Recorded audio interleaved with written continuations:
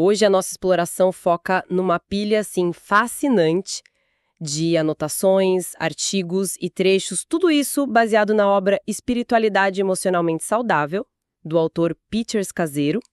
O nosso objetivo central com todo esse material é desvendar uma ideia que, olha, parece simples à primeira vista, mas que na prática é absolutamente radical e até contraintuitiva. Muito contraintuitiva, né? Exato. A tese fundamental é a seguinte: é simplesmente impossível ser espiritualmente maduro se houver imaturidade emocional. As duas coisas estão, tão intimamente entrelaçadas que tentar separar uma da outra é a receita garantida para um desastre silencioso. Totalmente. Certo, vamos desempacotar isso, porque nós vamos fazer uma jornada que começa lá nos segredos da nossa própria árvore genealógica e vai terminar na prática do silêncio monástico.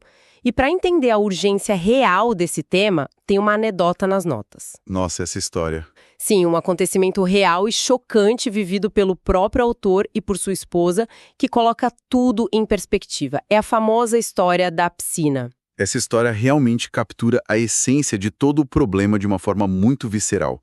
Não é apenas uma teoria, sabe? É uma imagem fortíssima de como as prioridades internas podem se distorcer completamente. É palpável. Imagina a cena. Um domingo escaldante de verão no Queens, em Nova York. O autor, que é um pastor, e a esposa dele, recebem em casa um visitante da igreja logo após uma maratona exaustiva de cultos matinais. Estão todos cansados. Esse visitante senta na sala e começa a falar. E fala sem parar, sem nenhum filtro ou percepção do ambiente. Aí a esposa do pastor começa a notar algo estranho. A filha dele, de 3 anos, a pequena Faith, não está na sala, não está no quarto, não está em lugar nenhum. Que desespero. A mãe começa a ficar ansiosa. A tensão no ambiente cresce absurdamente, ela começa a dar sinais claros de pânico, andando de um lado para o outro. E o que o pastor faz diante do pânico óbvio da própria esposa? Essa é a pior parte. Ele não interrompe o visitante, ele fica ali colado na cadeira, fingindo estar prestando atenção, acenando com a cabeça, sorrindo. Ele estava muito mais preocupado em manter uma imagem impecável, em parecer um anfitrião polido e paciente, do que em prestar atenção à agonia da sua parceira e ao que estava acontecendo dentro da própria casa. O que revela, assim, um nível muito perigoso de desconexão. E o desfecho dessa situação, por uma fração de segundo, não se transformou numa tragédia irreparável. Foi por um triz. Quando a esposa finalmente não aguenta mais, ela ignora a educação social e corre para o quintal. Ela encontra a filha de 3 anos no meio da piscina. Meu Deus! A menina estava na ponta dos pés, com a água batendo literalmente no queixo. Um passo em falso, um escorregão de milímetros, e a criança teria se afogado em silêncio. É assustador. O autor confessa isso depois com uma honestidade brutal nas páginas. A filha dele quase morreu, porque ela estava preso a um nível infantil de desenvolvimento emocional. Sim, ele estava totalmente focado no exterior, na imagem que aquele visitante teria dele como um bom líder, né? Ignorando completamente a realidade interior e o perigo iminente ali. E o que é fascinante aqui é a metáfora que permeia toda essa obra para explicar exatamente esse tipo de comportamento, focado nas aparências. A teoria do iceberg. Ah, o iceberg! Aquele pastor na sala de estar estava focado apenas na ponta do iceberg, naqueles parcos 10% que ficam visíveis acima da linha d'água.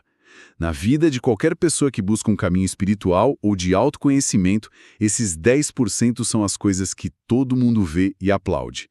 É a frequência aos encontros de fim de semana, o fato de usar um vocabulário polido, de ser educado, fazer doações para caridade, ler os textos sagrados. A fachada, basicamente. Exatamente.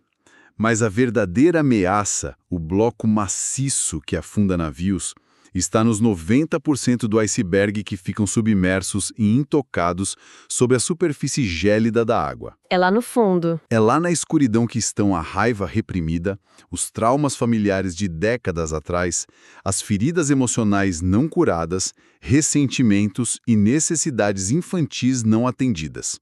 Se a jornada foca apenas em polir e deixar brilhantes os 10% visíveis, ignorando os 90% submersos, essa estrutura não é apenas frágil, Ela é profundamente doentia. Essa imagem do iceberg submerso ajuda a entender os sintomas práticos que o material descreve. As notas apontam 4 comportamentos centrais que indicam que o iceberg está prestes a causar um estrago. O primeiro deles é usar Deus para fugir de Deus. Parece um paradoxo absoluto. Parece, mas acontece muito. É quando existe um preenchimento insano da agenda com atividades santas. Pula-se de um seminário para outro, assume-se a liderança de dezenas de projetos voluntários, organiza-se eventos, mas tudo isso funciona como uma cortina de fumaça brilhante. Uma distração. É um excesso de trabalho divino usado justamente para não ter que parar, ficar em silêncio e lidar com a própria dor, com o casamento que está desmoronando ou com uma solidão esmagadora. É a fuga perfeita, né? Porque ninguém critica quem está trabalhando por uma causa nobre. E isso nos empurra, inevitavelmente, para o segundo sintoma alarmante: a negação e a supressão das emoções. Esse é clássico. Existe uma falsa crença, muito enraizada em diversas tradições e culturas, de que sentir raiva, tristeza profunda ou medo é algum tipo de falha moral ou sinal de falta de fé. O resultado prático disso é que cria-se uma cultura de anestesia emocional, coberta por uma positividade superficial constante. Mas o argumento central de Scazzero é que sentir é próprio da natureza humana. Faz parte do pacote. Exato, faz parte da imagem do divino no ser humano. Eliminar emoções difíceis não torna ninguém mais evoluído espiritualmente. Isso muda tudo. Se arrancar as emoções difíceis é basicamente arrancar um pedaço da nossa própria humanidade, faz todo sentido que o próximo sintoma seja a completa falta de limites corporais e emocionais. É aquela crença incrivelmente tóxica de que cuidar de si mesmo é puro egoísmo. Ensina-se implicitamente que a pessoa boa e iluminada deve sempre doar, servir até a exaustão e nunca, jamais, dizer não a um pedido de ajuda. A receita para o burnout. Isso leva a um ciclo de esgotamento, ao ressentimento amargo e, muitas vezes, à depressão clínica. Esquece-se do óbvio. Seres humanos são finitos. Não há bateria infinita. O próprio conceito dos textos originais mostra figuras centrais da fé dormindo, se afastando das multidões, estabelecendo limites físicos muito claros. E para coroar essa dinâmica doentia entra o quarto sintoma, que é a mania de espiritualizar o conflito. Nossa, sim. Ninguém acorda de manhã querendo enfrentar uma briga, obviamente, mas muitas comunidades e famílias varrem problemas gravíssimos para debaixo do tapete em nome de uma suposta paz e união. Alguém é profundamente ofendido ou injustiçado, mas em vez de sentar e resolver a questão de forma madura e direta, prefere dar um sorriso polido na frente da pessoa. E pelas costas a coisa muda. Sim, nos bastidores aplica-se a lei do gelo, aquele tratamento silencioso aterrorizante, ou usam-se meias-verdades para não ferir sentimentos. A grande questão é que isso apenas mantém uma falsa harmonia baseada na covardia e na mentira, e não a verdadeira pacificação, que sempre exige confronto honesto e resolução madura. E toda essa exaustão de tentar manter essa falsa paz e polir a ponta do iceberg não surge do nada. Aqui é onde a coisa fica realmente interessante. Porque o material bate de frente com um grande mito moderno. Qual mito? Existe uma ideia romântica de que ter uma conversão espiritual profunda ou adotar uma nova filosofia de vida funciona como um botão de reset que apaga automaticamente o passado. Ah, sim. A ilusão da folha em branco. Como se houvesse um renascimento numa bolha esterilizada sem nenhuma bagagem. Mas a realidade psicológica e histórica mostra o oposto. As bênçãos e, principalmente, os padrões destrutivos da família de origem afetam o comportamento de 3 a 4 gerações à frente. Isso é muito forte. Um passado não examinado não desaparece no ar. Ele simplesmente ganha roupas novas e continua sendo encenado repetidamente no presente. Para ilustrar esse peso invisível do passado, o autor traz um estudo de caso geracional fascinante, retirado das narrativas bíblicas clássicas. A família de Abraão, Isaque e Jacó. Quando se olha com uma lupa para o comportamento dessas gerações, o padrão de repetição é assustador. Conta pra gente. Abraão, por medo de ser morto, mente dizendo que sua esposa é apenas sua irmã. Na geração seguinte, Isaac enfrenta uma crise semelhante e adivinha? Faz exatamente a mesma coisa, usa a mesma mentira. Depois, vemos o padrão destrutivo do favoritismo parental. Que atravessa as gerações. Exato. Abraão favoreceu Ismael em detrimento dos outros. Isaac repetiu o erro e favoreceu Esaú sobre Jacó. E Jacó, não aprendendo absolutamente nada com a dor do passado, favoreceu José escancaradamente. E a gente vê o estrago que isso causou. Esse favoritismo sistemático gerou ódio, traições e o padrão de separação traumática de irmãos em todas essas gerações. O recado das fontes é claro. Pertencer a uma linhagem espiritual ilustre não isenta ninguém de herdar e repetir os mecanismos de defesa mais doentios da própria família. Quebrar esse ciclo exige um esforço monumental e consciente. E como mapear essa bagagem emocional antes que ela destrua a geração seguinte? A ferramenta prática sugerida é o genograma. É, na sua essência, uma árvore genealógica expandida. Mas, em vez de focar apenas em quem casou com quem ou nas datas de nascimento, o objetivo é mapear temas emocionais. Traumas escondidos. Exato, traumas escondidos, dependências químicas, divórcios traumáticos e conflitos transmitidos ao longo das décadas. A ideia é expor à luz os chamados mandamentos invisíveis das famílias. São aqueles roteiros de vida que são ensinados desde a infância, sem que uma única palavra precise ser dita em voz alta. O genograma revela regras não escritas, como, por exemplo, nesta família, dinheiro é a única fonte real de segurança, ou homens não demonstram fraqueza, ou ainda, evite conflitos a todo e qualquer custo. Enquanto esses roteiros permanecerem operando no escuro do nosso DNA emocional, as ações continuarão sendo ditadas por eles, até mesmo nas decisões mais importantes da vida. Sem dúvida. E a força motriz que mantém esses mandamentos invisíveis operando é o que a psicologia e a espiritualidade profunda chamam de falso ego. O falso ego é uma armadura pesada, uma máscara sofisticada que é construída tijolo por tijolo para esconder as vulnerabilidades e as feridas de rejeição do passado. E essa máscara é sustentada por 3 pilares completamente ilusórios e exaustivos. E o primeiro deles? O primeiro pilar é o desempenho, a mentalidade de eu sou aquilo que eu faço. O valor da pessoa fica amarrado à sua produtividade, às notas que tira, aos projetos que entrega. Se falhar, ela não apenas erra, ela sente que não tem valor como ser humano. Isso cria um ciclo de ansiedade sem fim. E o segundo pilar consegue ser ainda mais superficial, que é o das posses. Eu sou aquilo que eu tenho. A identidade inteira da pessoa fica atrelada aos títulos no cartão de visita, ao carro na garagem, ao tamanho da casa ou ao saldo bancário.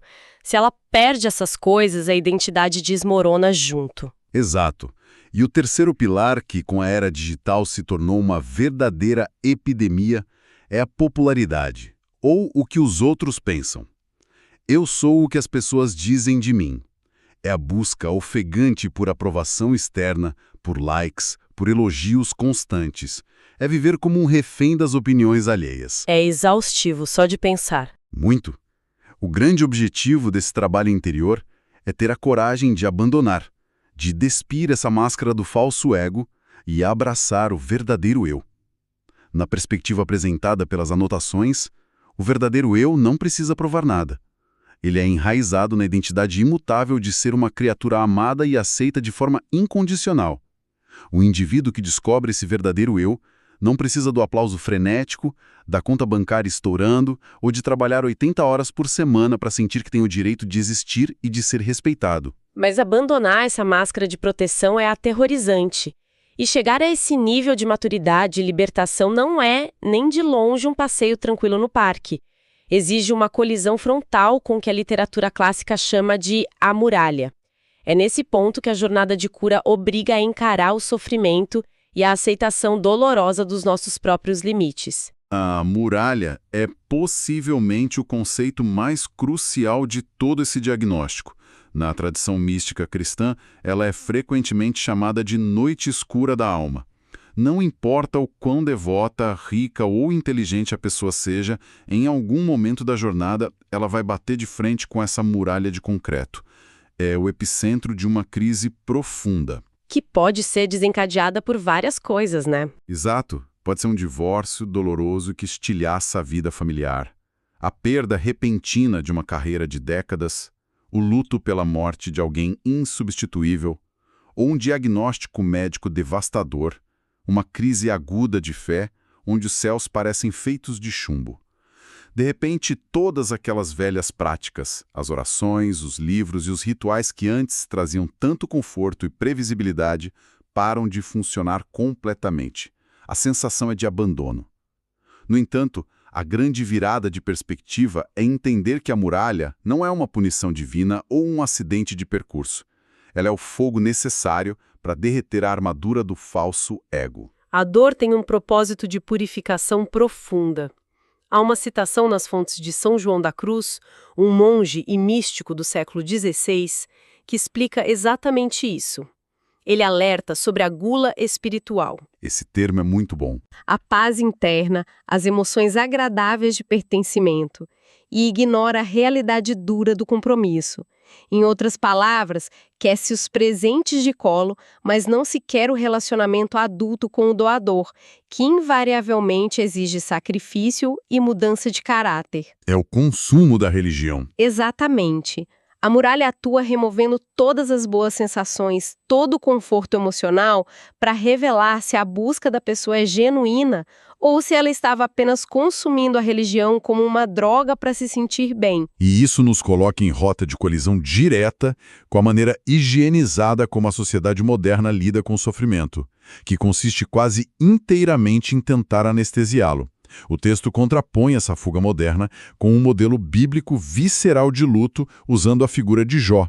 O exemplo perfeito do caos. Jó era um indivíduo que perdeu a família inteira, a saúde e todas as suas posses em questão de dias. E qual foi a reação dele? Ele não adotou um discurso de positividade tóxica. Ele não repetiu frases prontas de que tudo acontece por um motivo. Ele sentou nas cinzas, amaldiçoou o dia em que nasceu, chorou amargamente, gritou e exigiu explicações aos céus. Ele foi brutal e assustadoramente honesto sobre a própria agonia. O contraste genial dessa história está na reação dos amigos de Jó, que são a representação perfeita do nosso comportamento atual. Diante do desespero de Jó, os amigos ficaram apavorados e tentaram desesperadamente defender a imagem do divino. Com aquele discurso pronto. Exato, começaram a vomitar respostas teológicas prontas, cartilha de autoajuda da época, basicamente culpando a vítima, sugerindo que Jó devia ter cometido algum pecado oculto para merecer aquilo. Eles simplesmente não suportavam o silêncio, o mistério e a dor que não podiam consertar. E a conclusão épica da história é que esses amigos religiosos e cheios de respostas prontas estavam redondamente enganados. E Jó, em toda a sua fúria e lamento caótico, estava certo. O luto e a dor profunda precisam ser habitados e vividos. Eles não podem ser medicados, terceirizados ou varridos para longe. Há uma referência cultural brilhante nas notas para ilustrar a destruição que a negação do luto causa, que é o filme Gente como a Gente, ou Ordinary People. A narrativa acompanha uma família de classe alta que perde o filho mais velho num trágico acidente de barco. A mãe, absolutamente incapaz de confrontar o buraco negro da própria dor, se recusa a tocar no assunto. Ela congela. Totalmente. Ela canaliza toda a sua energia vital para manter a casa impecável, os jantares perfeitos e as aparências sociais intactas. Mas ao reprimir a dor do luto com tanta força, ela acaba congelando todas as suas emoções. Ela destrói a própria capacidade de amar, o casamento vira um deserto de gelo e o relacionamento com o filho sobrevivente é pulverizado. A lição é implacável. Ao anestesiar a tristeza profunda, anestesia-se também a capacidade de sentir alegria, compaixão e amor. O coração simplesmente endurece. Se conectarmos isso ao quadro geral, a perda dolorosa e a colisão com a muralha nos forçam a olhar para a maior realidade da nossa condição. os nossos limites humanos. Nós não somos onipotentes, não temos o controle do universo. Nós temos limites físicos claríssimos, precisamos de horas de sono, nosso tempo nesta terra é curto, nossa energia acaba no fim do dia e os nossos talentos são restritos. É a aceitação da realidade. Sim, e eventualmente o envelhecimento chega, o corpo falha e há situações que nenhum dinheiro pode resolver. E a verdadeira maturidade emocional consiste em abraçar esses limites com paz, em vez de viver numa guerra exaustiva tentando ser super-heróis incansáveis. O material resgata uma ideia de São Bento, que no século VI formulou a escada da humildade. E o degrau número 1 dessa escada é aceitar a própria finitude. É a admissão libertadora de que não somos o centro do universo. Então, o que tudo isso significa na vida prática? Como transferir essa aceitação de limites para a rotina caótica das grandes cidades? A resposta oferecida é a criação intencional de ritmos de desaceleração. A busca não é por anular a vida profissional, mas por encontrar uma harmonia vitalícia entre o fazer e o estar. E a analogia clássica usada nas fontes para desvendar isso é o contraste entre duas irmãs da antiguidade, Marta e Maria. Adoro essa parte. Marta é o retrato falado da produtividade ansiosa moderna. Ela está frenética, correndo pela casa, preocupada em servir os convidados, em garantir que a comida esteja perfeita e que os pratos estejam limpos. Ela está fazendo coisas objetivamente boas, mas a atitude interior dela é de completo caos. Ela está irritada, fragmentada, julgando todos ao redor, inclusive ditando o que o mestre deveria fazer.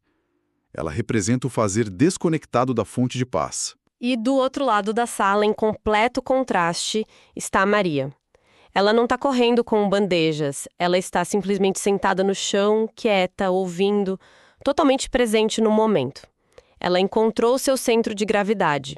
E a grande sacada dessa analogia não é defender que a humanidade deveria largar os empregos, cruzar os braços e passar os dias apenas filosofando ou meditando. O mundo precisa que o jantar seja feito e que as contas sejam pagas. Com certeza. O alvo real é a integração profunda. É garantir que o fazer diário, o bater metas no trabalho, o cuidar das crianças, o limpar a casa, flua de forma orgânica de um interior que sabe estar, que sabe permanecer em silêncio e em comunhão.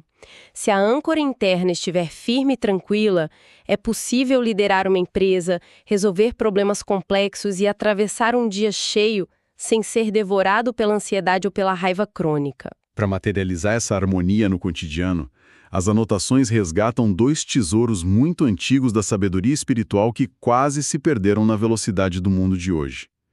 O primeiro tesouro é a prática do ofício divino, frequentemente chamado de oração de hora fixa. Não é uma invenção recente. Monges fazem isso há milênios.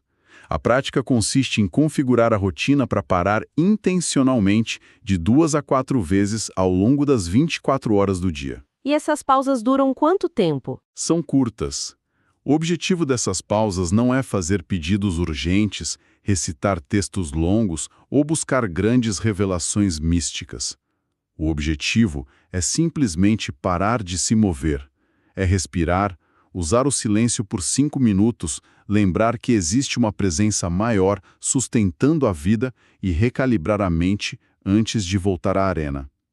É a quebra definitiva do muro imaginário entre o que é sagrado e o que é secular. Lavar a louça, dirigir no trânsito ou participar de uma reunião ganha outro peso, né? Exato.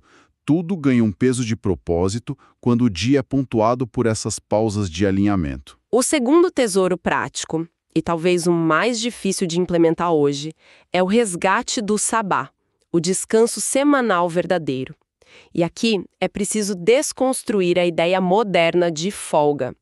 Sabá não é aquele dia livre usado para lavar o carro, fazer as compras do mês no supermercado ou tentar adiantar os e-mails da segunda-feira. Jeito nenhum. O sabá proposto é a separação rígida de um bloco contínuo de 24 horas, projetado milimetricamente para 4 propósitos inegociáveis. Primeiro, parar de produzir e de trabalhar. Segundo, descansar o corpo físico e a mente exausta. Terceiro, alegrar-se. E alegrar-se significa intencionalmente desfrutar das coisas boas da vida. Comer algo delicioso, dar uma caminhada na natureza, ouvir uma música incrível, rir com amigos. E quarto, contemplar. E a melhor forma de visualizar essa prática das 24 horas é a analogia espetacular do dia de neve, algo muito comum em países de clima frio. Pense naquele dia em que uma tempestade de neve atinge a cidade durante a madrugada. Ao acordar, as estradas estão bloqueadas, as escolas fecham as portas, os escritórios cancelam o expediente. De repente, não existem mais obrigações. A natureza parou o mundo. Exatamente. Não há nada que possa ser resolvido, não há culpa por não estar produzindo. Tudo o que resta é fazer um chocolate quente, acender a lareira e desfrutar das horas livres que caíram do céu. O convite do Sabá é aprender a criar esse dia de neve voluntário toda semana. A narrativa original da criação não diz que o Criador do Universo descansou no 7º dia porque estava ofegante e cansado. Descansou para desfrutar da beleza do que havia sido feito. Se a própria divindade faz uma pausa para apreciar a vida, é o ápice da arrogância humana achar que o corpo físico aguenta funcionar 7 dias por semana o ano todo sem sofrer fraturas graves. É um soco no estômago essa perspectiva. Chegamos ao momento de recapitular a essência da nossa exploração de hoje pelas ideias de Peter Escazero. O que todo esse conhecimento exige é, acima de qualquer outra coisa, coragem. A coragem brutal de não se contentar em polir a ponta do iceberg, mas de mergulhar fundo e investigar o que está escondido sobre as águas geladas da própria história. Exige olhar no retrovisor para a família de origem e identificar, dar nome e quebrar os roteiros invisíveis e os traumas herdados que continuam ditando as regras do presente. Exige a bravura de não correr e não criar atalhos falsos quando a muralha da dor ou da crise inevitavelmente se erguer pelo caminho, mas sim de atravessá-la, abraçando o sofrimento, o luto e os próprios limites humanos com uma honestidade nua e crua, e exigem na prática de cada dia nadar contra a correnteza do mundo e desacelerar o ritmo enlouquecedor, instaurando o silêncio, as pausas intencionais e o descanso semanal, para que a máscara do falso ego finalmente caia no chão. Isso levanta uma questão importante e muito atual para a reflexão final de quem nos escuta. A tese das fontes afirma repetidamente que bater de frente com a dor da muralha e abraçar o mistério do silêncio são os únicos caminhos autênticos para estilhaçar o falso ego e revelar o verdadeiro eu. Porém, observemos o cenário global das últimas décadas. O que mudou? E se a engrenagem da sociedade moderna, que é construída sobre pilares de hiperconectividade, algoritmos viciantes, notificações ininterruptas, rolagens infinitas de telas luminosas e fones de ouvido transmitindo ruído em cada milissegundo do dia, tiver servido para construir uma muralha artificial ao nosso redor? Uma barreira de ruído. Sim, uma barreira tão densa e estimulante que nos anestesia e nos impede sequer de encostar na verdadeira muralha espiritual da crise interna. Se entrar no silêncio profundo e acolher a solidão são as ferramentas mais radicais e necessárias para ouvir a voz que cura o passado, talvez a maior ameaça à maturidade emocional e espiritual do século XXI não seja o advento de uma grande tragédia ou de um trauma paralisante. É uma perspectiva perturbadora. Talvez a maior ameaça à evolução da consciência seja incrivelmente a nossa própria e voluntária distração infinita. É um cenário para se considerar profundamente ao desligar as telas e tentar apenas por alguns minutos não fazer absolutamente nada. Fica a reflexão para quem nos acompanhou nesta exploração de hoje.